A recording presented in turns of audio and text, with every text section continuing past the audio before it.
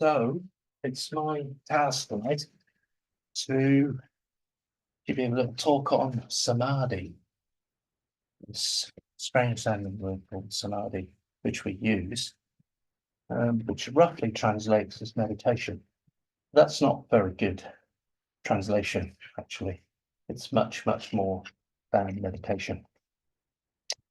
So what I'm going to say, okay, well, if you don't know much about Buddhism at all, yeah, it's good to at least know that Buddhism is a path. Buddhism is a path from where we are now to what we call enlightenment, the enlightenment of the Buddha. So that's probably the most essential thing that you do need to know about Buddhism.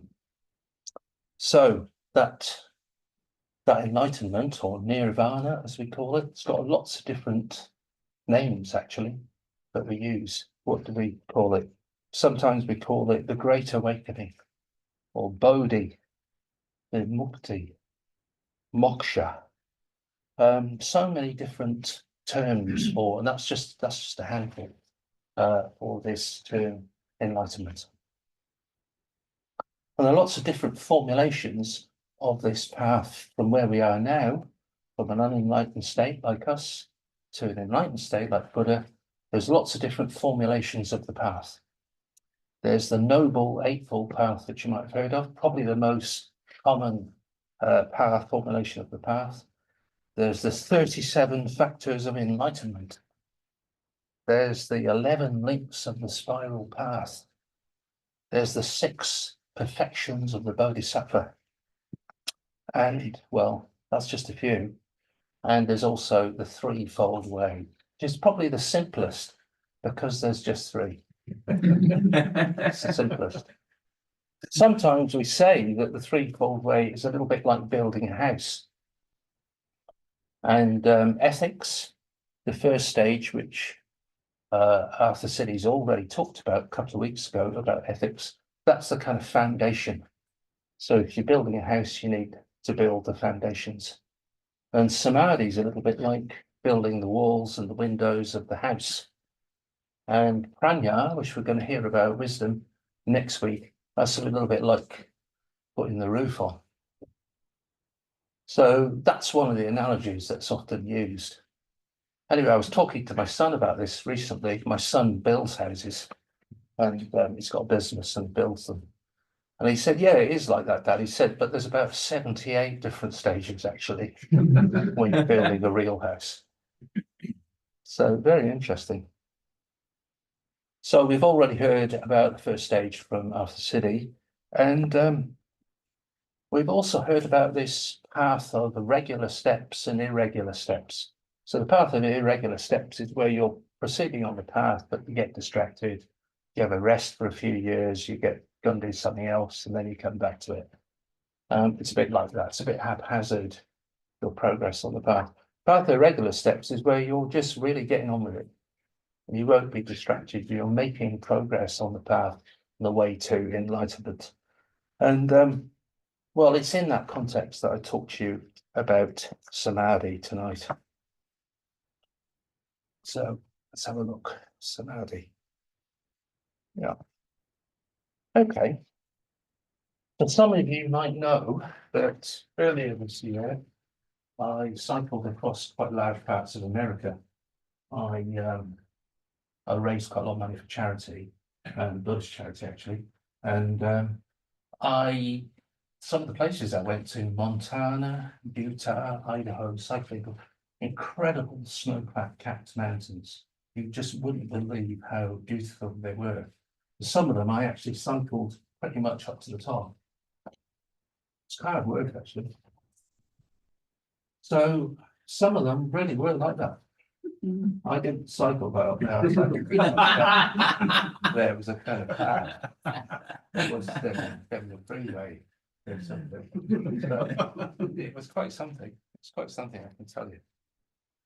So the subject tonight, Samadhi, there's often a link made with mountains and the mountain peak. It's an analogy that gets used a lot in Buddhism. Because when you get to the top of the big mountain, well, it's an amazing view up there. You can look around and see so much.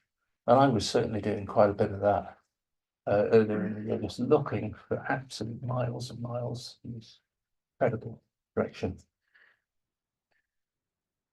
So yeah, when you arrive at Samadhi proper, you've arrived actually at the peak of the mountain, the spiritual mountain. There's two kinds of Samadhi, actually. I'll talk about that this evening. There's Samadhi proper, which is coterminous with enlightenment itself, full and perfect enlightenment.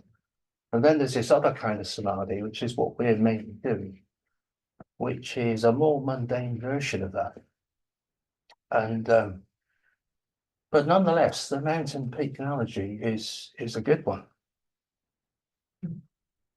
So what shall I say about Samadhi?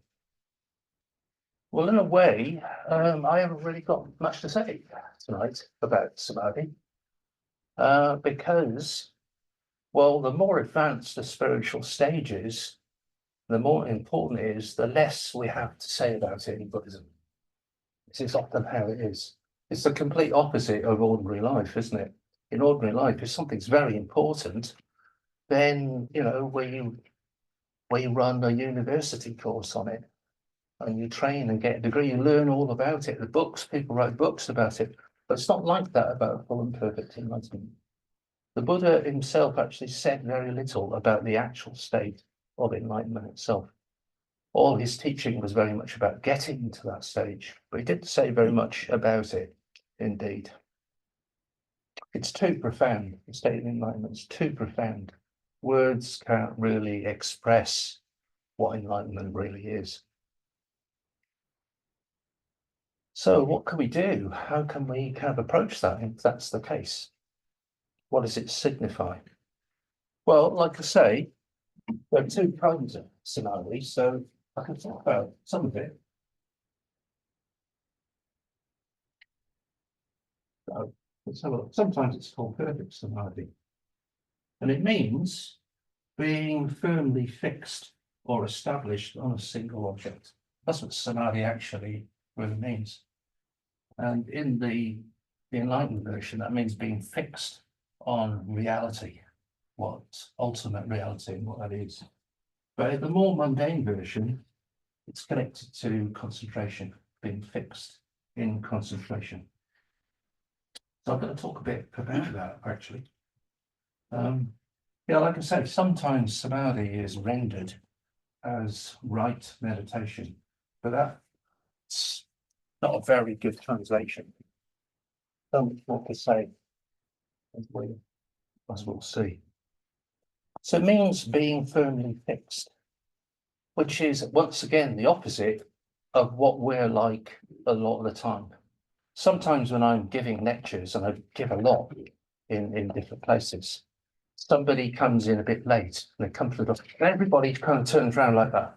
It's like the whole of who's that person? They were listening to me, and then suddenly they're all, that's what we're like. We're often quite distracted, aren't we? Saddharaja once said, our founder once said, if you're really paying attention to lecture, an elephant could come in through the door and you wouldn't notice. Anyway, I don't know whether we're going to try that. Be interesting, wouldn't it? So we're probably at a stage of human history where we're the most distracted that we've ever been. We just flit, our attention span is really, really short, isn't it? We're just flicking from one thing to another. Very hard for people to make any kind of attention. Yeah. And that's quite important because the way that we are in our everyday lives, how we work, how we attend to people, if we listen, we often don't listen to people, do we? Because we're always thinking about what we want to say. We're not really listening to them. We don't attend very much in life. And that means that when we sit down to meditate, we often find that our mind is just sort of jumping all over the place. It's really distracting. We've got to really work quite hard to get our minds to become attentive. So Samadhi is a bit different from ordinary mindfulness. So when we all know what mindfulness is, we practice the mindfulness breathing, we try and practice it through body, speech, and mind, how we move through the world in a mindful way. But Samadhi is a bit different from that. So when we fix the mind in this kind of way, it's different. With mindfulness, you're focused on the five senses, aren't you? You're aware of all the things that you're receiving in the world through your senses. Samadhi is not really like that. It comes from within you. It's actually coming from within you, this deep concentration of Samadhi. So if we were experiencing Samadhi and we happen to have our eyes open, we wouldn't see anything. We'd be completely involved in that experience. Yeah, we wouldn't see anything through our senses. So it's a different kind of concentration. Sometimes we call it dhyana concentration, dhyana meditation. We call it that.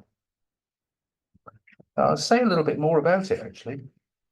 There's an incident in the life of the Buddha when he was, before he was the Buddha, when he was just a kid. And he goes and attends a village ploughing match. So there's a couple of guys trying to plough the perfect furrow.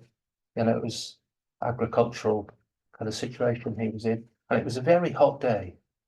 So he sits underneath this rose apple tree because it's very hot in the shade. And he's just focusing on these two guys ploughing. And what he sees is that the ox that's pulling the plough, they're really sweating. They're always lots of sweating.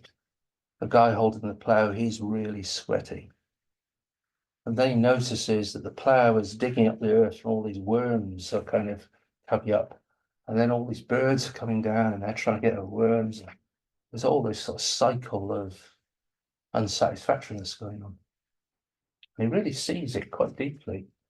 And he suddenly enters into a deep, concentrated kind of spiritual state as he's focused in that kind of way. And he's really surprised because he doesn't know anything about the spiritual life. He's just a kid.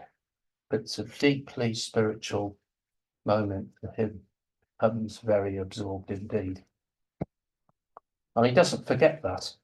And later on, years later, when he decides to pursue the path to enlightenment, he remembers that experience, that there is this state of samadhi where you're just naturally very, very absorbed.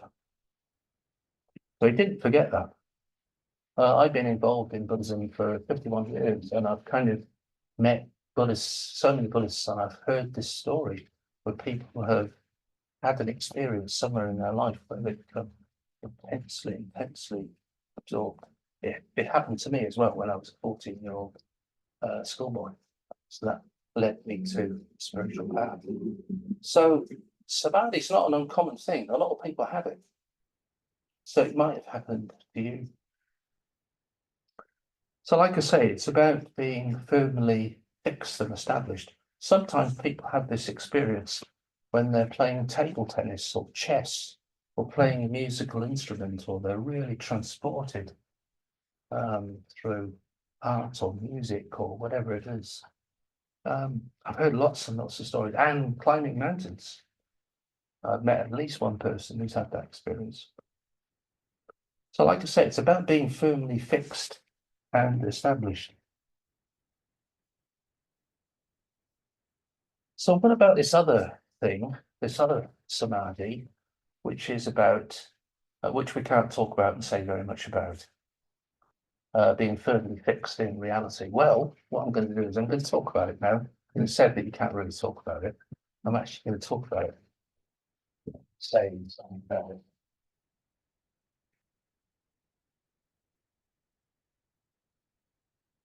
So Sangha actually doesn't talk about full and perfect samadhi, but it does talk about three kind of degrees of it, if you like.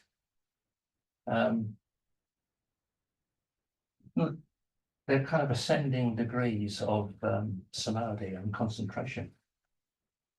The 3 degrees. There used to be a soul group in the 1970s called the 3 degrees. Katie Wright is smiling. I can see that he remembers them.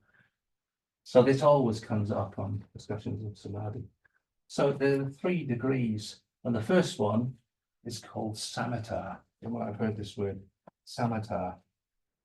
And it's the lowest form of samadhi. And it means peace, tranquility, integration, beautiful mental states that you experience when you're in samatha.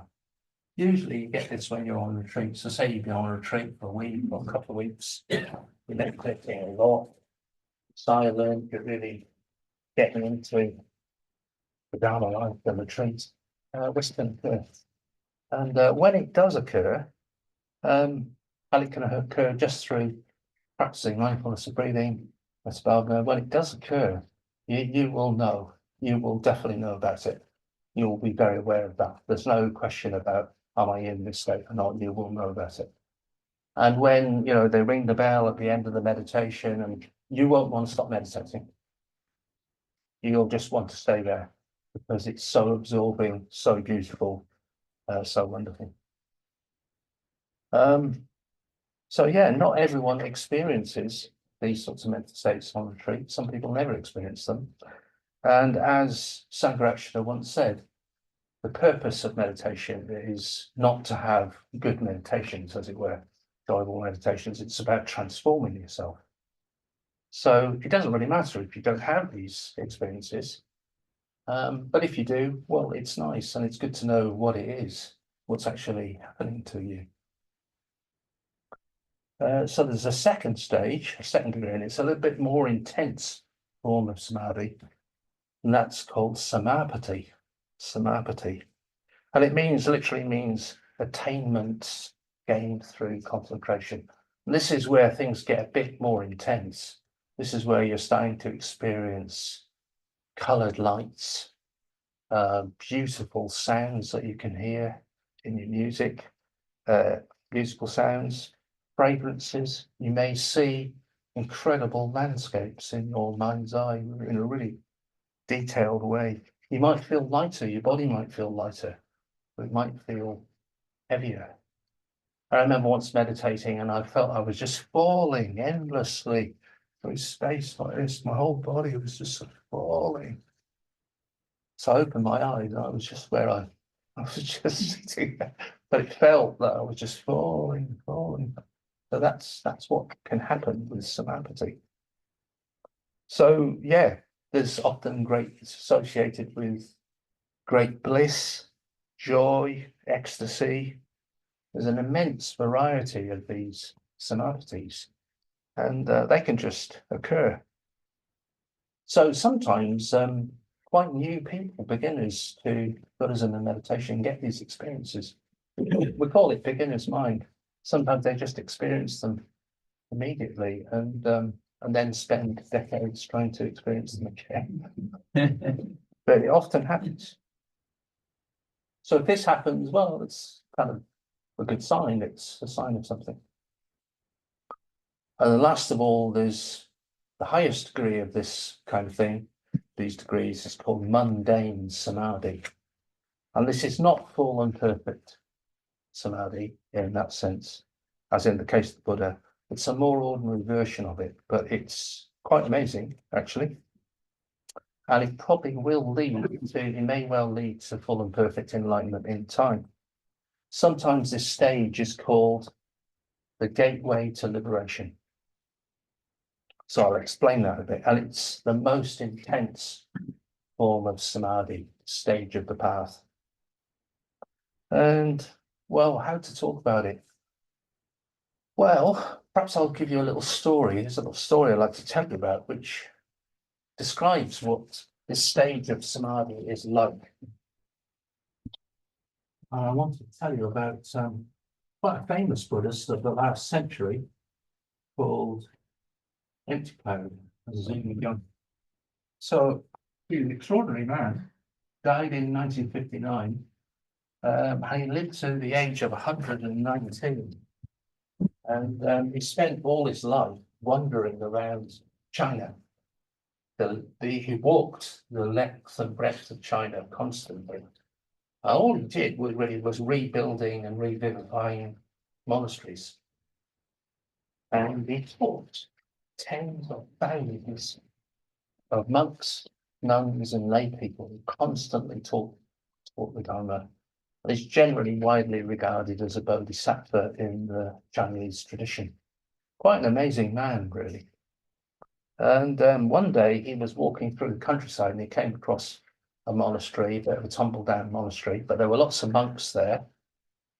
And they had little solitary meditation huts for the monks. So he went and said hello to all the monks, and then he went off to his little solitary meditation. And he thought, well, I'll light a fire and I'll cook some vegetables. I'll put some vegetables on. So he put the veg on, had his fire going, and thought, well, I'll just do a quick meditation, while they're cooking, 30 minutes or something like that. Anyway, after a while, someone is shaking him like this. There's this monk who's come into the hut and he's shaking him, and he said, are you all right? Are you okay? And he comes out, he said, what's the matter? And then Empty Cloud notices that the fire has long gone out. And the bowl with the pan with all the vegetables has got an inch of mold in the pan. He's noticed that his beard has come a lot longer, and he's very, very, very hungry indeed. And he laughs, and he laughs. And the other monks have been really worried about him. Where is he? What's happened? He's not come to the cookhouse for any food. What's going on? Anyway, the great thing about Empty Cloud is he kept a diary, and it's been translated, and you can read it today. He describes this incident in quite a lot of detail, and he thinks that he must have been in mundane samadhi for about 2 weeks, quite literally 2 weeks, but it felt like a short meditation, about 30 minutes to him. So he went into this other kind of world for this period of time. And very interesting guy. He was eventually attacked by Chinese communist guards when he was 111, I think. And they beat him up with iron bars and broke his limbs and all that.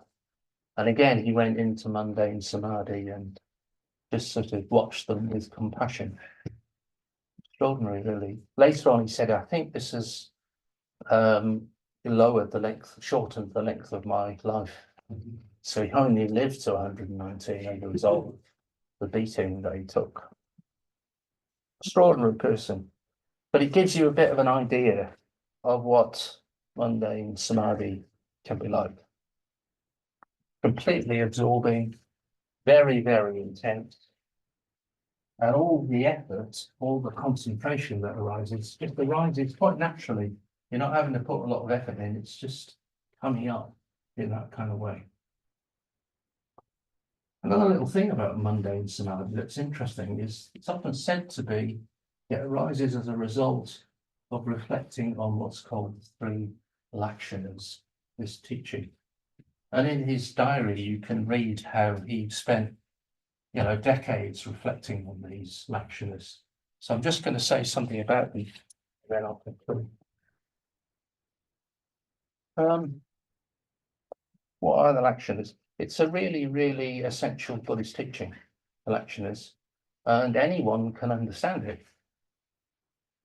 But the real deeper meaning of the teaching, that takes a lot more, that's more challenging to really take that into your heart and to really know it in a deep way, to understand the meaning. So lakshana literally means characteristic. Yeah, so the lakshanas are the 3 characteristics of conditioned existence. So that's the world that we live in. It's got 3 marks. Wherever you go, whatever you do, you'll find these 3 marks. And the first one is unsatisfactoriness, or what we call dukkha. The second one's called impermanence, anicca, and the third one's called insubstantiality, anatta. So I'll just say a little bit about those. So let's have a look at dukkha, the first one, unsatisfactoriness. And that's just the teaching which says that, well, no matter how smooth and nice your life is, there's always going to be problems. There's always going to be pain. There's always going to be stuff occurring in your life. You can't control it all. There'll always be this unsatisfactoriness somewhere in your life. Yeah, there's joy, there's happiness in our life, there's satisfaction, but you can't rely on them to last, those experiences that you have. And sometimes in some people's lives, they hardly turn up at all. Yeah, and we don't often like to admit this. We don't like to see this in our life. We're really trying to make our life as smooth and perfect as possible. And there's a whole advertising industry out there in the world that's trying to present life to you in that kind of way. The perfect car, perfect picnic, the perfect mobile phone. But that's what life's like, and you can't change it. It's always going to be unsatisfactory to some extent. And to reflect on this and take it in deeper into your heart means you have a more satisfying life, actually, if you can accept that the world's like this. The second one, impermanence, anicca, it's another universal truth for us to reflect upon. And what it says is that whatever it is that you're dealing with in life, from soap bars through to solar systems, everything is changing and impermanent. Absolutely everything. Us, our bodies, this Buddhist Centre, yeah, even this talk, which I'm in the middle of at the moment, is impermanent. It will end, I promise. It will come to an end at some time. It will be over. You'll be there clapping and I'm finished. It will end. Everything ends. And it's coming into being, existing for a while, and then ending, changing into something else. And it never stops. The human body, a mountain, a flower, a mobile phone, everything eventually breaks, wears out, changes into something else. It all ends. So it can be a beautiful and deep teaching if we can accept it at a deep level. Of course, a lot of the time we don't. The bicycle mechanic said to me today that my bike, that was a feature of my bike, was knackered. And he said, it's going to cost you money to get this sorted out. And I thought, oh, okay, all right. So he's doing the work on it, it's getting repaired, it's going to cost me a lot of money. But that's what life's like, isn't it? It's things are always breaking and changing, becoming something else. Yeah, so that's the impermanence teaching. So much more I could say about these things, but that will just do for the moment. And then finally, there's insubstantiality, the anatta teaching. But this seems a little bit like the impermanence teaching, but it's subtly quite a bit different. Yeah, it's saying things are impermanent. It's also saying that there's no sort of fixed essence. There's no kind of soul. There's no irreducible part of us, which we could say is fixed, that really is us.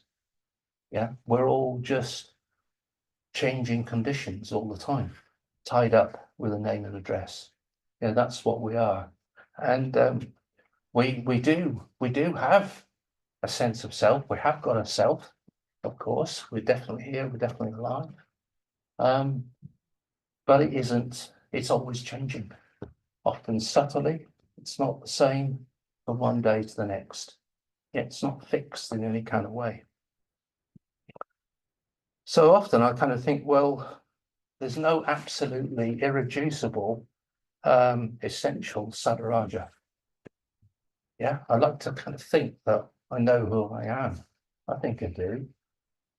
But it's always changing. I think about that Saddharaja that went to school, that Saddharaja that got his first job, that Saddharaja that had a son, Saddharaja that had granddaughters, Saddharaja that cycled across America.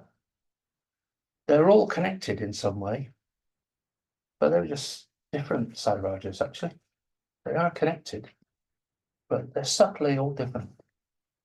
And if you look at your own experience, that's what it's like. It's changing who you think you are. Very deep teaching, quite challenging, subtle to go into this teaching. And there's as I say, there's a lot more that I could say. But it's said to be part of what gives rise to this mundane samadhi that's cloud experience. So yeah, that's quite a bit really about samadhi, isn't it? If you can grasp it, then get hold of these things and go deep into your practice, your meditation practice, spiritual practice. Well, it can arise. Some of these things can start to arise on your spiritual path.